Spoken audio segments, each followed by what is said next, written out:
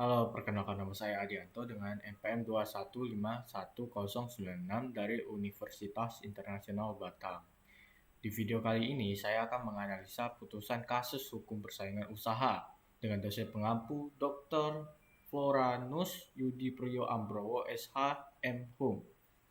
Nah, putusannya itu perkara nomor 22 garing KPPU strip 1 garing 2016 tentang dugaan pelanggaran pasal 15 ayat 3 huruf B dan pasal 19 huruf A dan B Undang-Undang Nomor 5 Tahun 1999 dalam produk air minum dalam kemasan air mineral. Nah, jadi di kasus ini ada dua pihak terlapor. Yang pertama yaitu PT Tirta Investma. Nah, jadi PT Tirta Investma ini bergerak di satu bidang produk air minum dan kemasan, yaitu Aqua. Nah, PT Tirta Investma ini merupakan badan usaha berbentuk badan hukum yang didirikan berdasarkan Akta Pendirian Perusahaan Nomor 142 tanggal 16 Juni 1994 yang dibuat oleh Rahmat Santoso SH sebagai notaris di Jakarta dan pernah diubah pada tanggal 26 April 2016 yang dibuat oleh Linda Hermawati SH sebagai notaris di Jakarta Pusat serta telah mendapatkan pengesahan dari Menteri Hukum dan Hak Asasi Manusia Republik Indonesia. Nah, sebagai terlapor yang kedua yaitu PT Balina Agung Perkasa. Nah, PT Balina Agung ini merupakan badan usaha berbentuk badan hukum yang didirikan berdasarkan Akta Pendiri Perusahaan Nomor 33 tanggal 8 Juli 1999 yang dibuat oleh Dr. Purbadari SHM Hum notaris sebagai notaris di Jakarta dan terakhir pernah diubah dengan Akta Nomor 9 tanggal 15 Oktober 2016 yang dibuat oleh Rahayu Minarti sebagai notaris. Lanjut, saya akan menjelaskan sedikit tentang perjanjian. Nah, di dalam pasal 1 angka 7 Undang-Undang Nomor 5 tahun 1999 tertulis perjanjian adalah suatu perbuatan satu atau lebih pelaku usaha untuk mengikat diri terhadap suatu atau lebih pelaku usaha lain dengan nama apapun, baik tertulis maupun tidak tertulis. Nah, pada pasal 1 ayat 7 ini tidak bersifat imitatif dan bisa diartikan secara luas, di mana menurut ahli bila dikaitkan dengan pasal 1313 Kitab Undang-Undang Hukum Perdata yang dimaksud dengan kesepakatan tidak tertulis dapat juga diartikan dilakukan secara diam-diam. Nah, maksud dari diam-diam ini, jadi perjanjian ini dapat berupa tertulis maupun tidak tertulis. Bila disepakati oleh kedua belah pihak, itu dinamakan perjanjian. Next, nah kita balik ke kronologi. Nah, kasus ini bermula saat Komisi Pengawas Persaingan Usaha atau KPPU menyelidiki praktik usaha tidak sehat yang dilakukan oleh Aqua. Penyelidikan ini berlanjut ke sidang KPPU dan digelarlah pembuktian pasal 19 pada 19 Desember 2017. KPPU memutuskan Aqua melanggar pasal 15 ayat 3 huruf B dan pasal 19 huruf A dan B Undang-Undang Nomor 5 Tahun 1999. Pasal 15 ayat 3 huruf B berbunyi, pelaku usaha dilarang membuat perjanjian mengenai harga atau potongan harga tertentu atas barang dan atau jasa yang memuat persyaratan bahwa tidak akan membeli barang dan atau jasa yang sama atau sejenis dari pelaku usaha lain yang menjadi pesaing dari pelaku pemasok. Nah, pasal 19.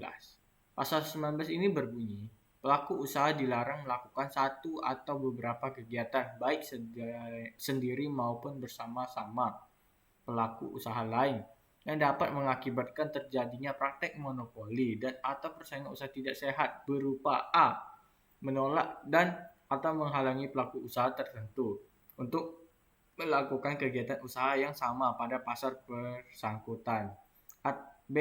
Menghalangi konsumen atau pelanggan pelaku usaha persaingannya untuk tidak melakukan hubungan usaha dengan pelaku usaha persaingannya. Itu. Nah, jadi pas penyelidikan itu buktinya, salah satu buktinya yaitu PT TIF atau Tirta Investma, kita singkat sebagai TIF, PT TIF, dan PT Balina Agung Perkasa kita singkat jadi BAPA. BAPA. Nah, jadi PT TIF dan PT BAPA secara bersama-sama pernah mencapai himbauan lisan kepada para pedagang SO mulai dari akhir tahun 2015 sampai dengan pertengahan tahun 2016. Nah, PT TIF melalui KE dan PT BAP melalui bagian penjualnya, perjanjian ini berbentuk dokumen mengenai form sosialisasi pelanggan start outlet. Nah, jadi PT TIF dan PT BAP ini ibaratkan dia memaksa konsumennya itu suruh tanda tangan ini, yang yaitu form sosialisasi pelanggan start outlet. Nah, terus lanjut yang memerintahkan bahwa penjualan yang menjadi start outlet dari produk PT TIF bersedia untuk tidak menjual produk lain. Nah, produk lain air minum dalam kemasan atau AMDK dengan merek Le Mineral dan bersedia menerima konsekuensi sanksi dari PT TIF berupa penurunan harga ke wholesaler apabila menjual produk kompetitor sejenis dengan merek Le Mineral. Nah, berdasarkan bukti komunikasi email terdapat komisi antar pegawai perusahaan PT TIF dengan PT BAP mengenai tindakan degradasi toko SO. Dengan pertimbangan toko SO masih menjual kompetitor merupakan bukti kerjasama yang tidak dapat dibantah. Jadi PT TIF dan PT BAP meluncurkan sebuah surat form sosialisasi pelanggaran start outlet yang dimana surat itu berisi tentang konsumennya itu dilarang menjual produk Le Mineral supaya produk Aqua ini nggak ada saingannya gitu. Nah, terus dengan syarat dikarenakan konsumennya itu menjual produk lain yaitu produk Le Mineral, jadi Aqua ini menjual ke menjual ke konsumennya itu dengan harga yang tidak wajar. Nah, makanya itu dia melanggar pasal 15 dan pasal 19. Oke, lanjut. Dengan adanya bukti komersil berupa email penurunan status SO pedagang di wilayah Cikampek merupakan tindakan nyata para terlapor bahwa perbuatan anti persaingan dilakukan secara bersama-sama dengan tujuan untuk menghambat laju pertumbuhan kompetitor. Tindakan PT TIF dan PT BAP dengan membuat program-program tersebut adalah perilaku anti persaingan usaha yang bertujuan untuk mengikat para pedagang toko SO untuk loyal dan tidak menjual produk kompetitor atau Le Mineral. Bawah tindakan kerjasama di atas, PT TIF dan PT BAP harus dimaknai sebagai perbuatan bersama atau concerted action yang dapat dikualifikasi sebagai perjanjian tidak tertulis.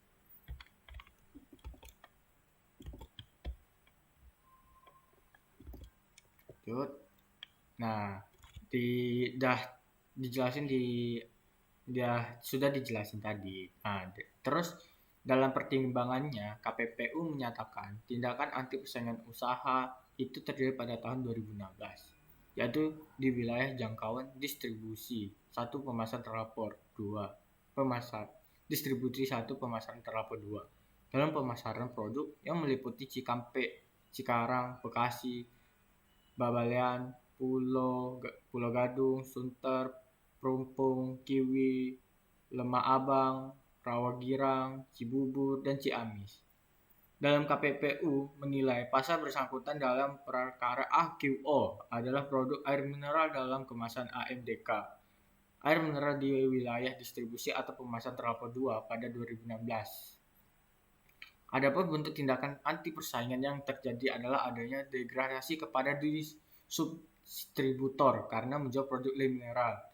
Atas putusan itu, Aqua tidak terima dan mengajukan banding ke Pengadilan Negeri Jakarta Selatan atau PN Jaksel pada 7 Mei 2019. PN Jaksel memutuskan mengabulkan permohonan keberatan dan para pemohon keberatan untuk sebagian. Next. PN Jaksel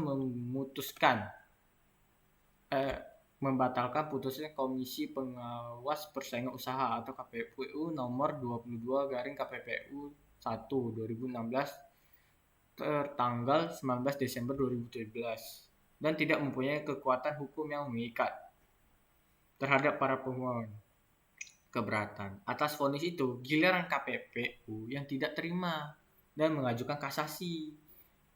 Nah, terus permohonan KPPU dikabulkan MA.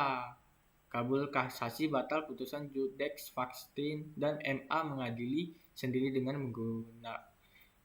menguatkan putusan KPPU, kata juru bicara MA. Nah, Hakim Agung Andi Samsan Nagoro kepada Diktikom. Perkara itu bernomor 806K garing PDT Sus Strip KPPU 2019. Duduk sebagai Ketua Majelis Hakim Agung. Next. Nah, kesimpulannya, jadi KPPU berhasil menuntut Aqua. Nah, dengan keluarnya ini, maka MA menghukum PT Tirta Vesma selaku produsen Aqua sebesar 13 miliar karena terbukti bersalah atas pelanggaran pasal 15 ayat 3 huruf B dan pasal 19 huruf A dan B Undang-Undang Nomor 5 Tahun 1999 melakukan praktik monopoli usaha ikut denda juga PT BAP selaku distributor Aqua sebesar 6,2 miliar. Nah, saran saya seharusnya produk Aqua ini nggak boleh melakukan yaitu tadi kayak menghalau produk lain untuk masuk pemasarannya. Seharusnya si produk Aqua ini membuat kemasan baru supaya pelanggannya tertarik untuk membeli produknya. Demikian analisa saya. Jika ada salah kata mohon dimaafkan. Terima kasih.